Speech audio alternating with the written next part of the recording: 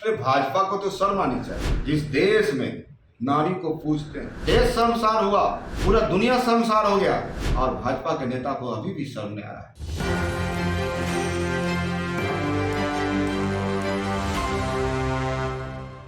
नमस्कार, मैं मनीष और आप देख रहे हैं एक न्यूज़ 24। राजद के प्रधान महासचिव रणविजय साहू ने मणिपुर घटना के लेकर के बीजेपी पर हमला बोला है। उन्होंने सीधे तौर पे ये कहा कि शर्म आनी चाहिए बीजेपी के वाले लोगों को, क्योंकि जिस देश में महिलाओं को पूजा जाता है, जिस देश में महिलाओं को दुर्गा सरस्वती माना जाता है, उस देश में महिलाओं को नंगे घसीटा जा रहा है और बीजेपी राज्य में कार्रवाई नहीं करवा रही है।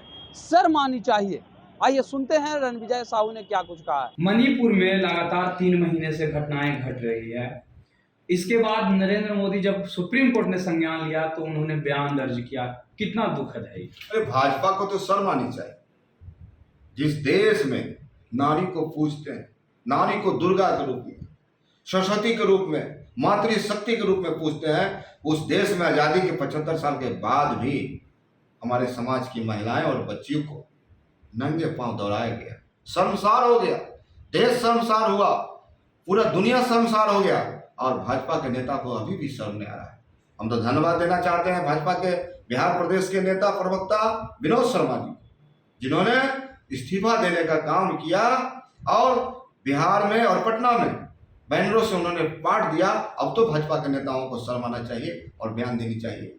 ये तो सम्राट चौधरी का कहना था कि ये हिंदू मुस्लिम की लड़ाई नहीं बल्कि क्रिश्चियन समुदाय में 2 समुदायों के बीच है, जो मैतई और कुकी समुदाय के बीच की लड़ाई है। तो क्या हिंदू और मुस्लिम के बीच रहता तो भाजपा उसमें इंटरफेयर करती? देखिए, भाजपा हमेशा से हिंदू मुस्लिम, हिंदुस्तान पाकिस्तान, मंदिर मस्जिद और धर्म में ही उलझी रही है। इन्हें उन्माद में विश्वास है, इन्हें दंगा में विश्वास है। आज जो परिस्थिति इस देश की या मणिपुर की, क्या लग रहा है? संविधान टूट रहा है, लोकतंत्र खतरे में है। तो निश्चित रूप से भाजपा के जो तमाम एनडीए के नेता हैं उनको शर्म आनी चाहिए। और जिस प्रकार से घबरा के और बयान दे रहे हैं, हमें लगता है जनता इन बातों को गौर कर रही है और जनता तो जवाब देती है। वक्त आ रहा है जनता का जवाब देने का, और 2024 में डायरेक्ट जनता जवाब देने वाली है और भाजपा बिहार में देश से भागने वाली है। बेगूसराय और अररिया में महिला के साथ दुष्कर्म किया गया, क्या कहेंगे इस पर?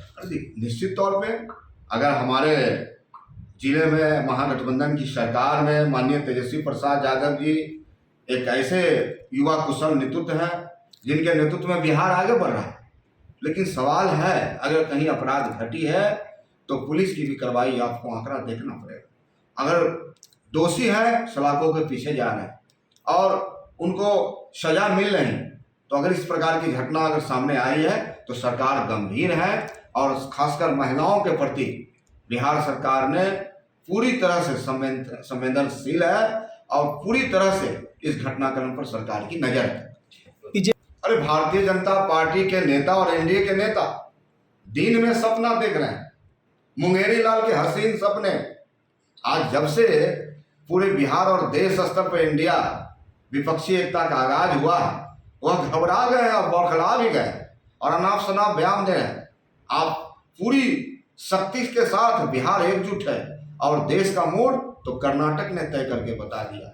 और आज भाजपा के तमाम नेता किस मुद्दों पर लोगों के बीच जाएंगे, जनमानस के बीच जाएंगे? इन्होंने तो कहा था कि अच्छे दिन लाएंगे। कहाँ गए हमारे 2 करोड़ नौकरी 1 साल में?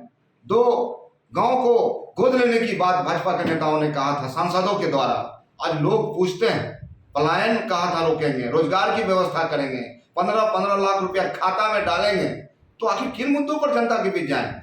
जनता इनको खोज रही है और जनता निश्चित रूप से 2024 में अपने वोट के माध्यम से जवाब देके बिहार और देश से खदेड़ने का काम करेगी। तो आपने सुना रणविजय साहू सीधे तौर पे ये कहते हुए नजर आ रहे हैं कि बीजेपी वाले को शर्म आनी चाहिए, क्योंकि लगातार 3 महीने से मणिपुर में घटनाएं घट रही है, लेकिन उस पर सिर्फ और सिर्फ बयान दे रहे हैं। किसी भी अपराधियों पे अभी तक कोई कार्रवाई नहीं हुई है। जिस देश में महिलाओं को दुर्गा, लक्ष्मी, सरस्वती माना जाता है, उस देश में महिलाओं को नग्न करके घसीटा जा रहा है। उन्होंने बिहार प्रदेश के पूर्व प्रवक्ता विनोद शर्मा को भी धन्यवाद दिया और कहा कि उन्होंने अच्छा फैसला लिया कि मणिपुर घटना पर जब वो बोल रहे थे और भाजपा वाले उन्हें रोकने का प्रयास किया तो उन्होंने पार्टी से इस्तीफा दे दिया। इस तरह के तमाम अपडेट के लिए देखते रहें एक न्यूज़ 24। कैमरामैन जैकी के साथ मैं मनीष पटना।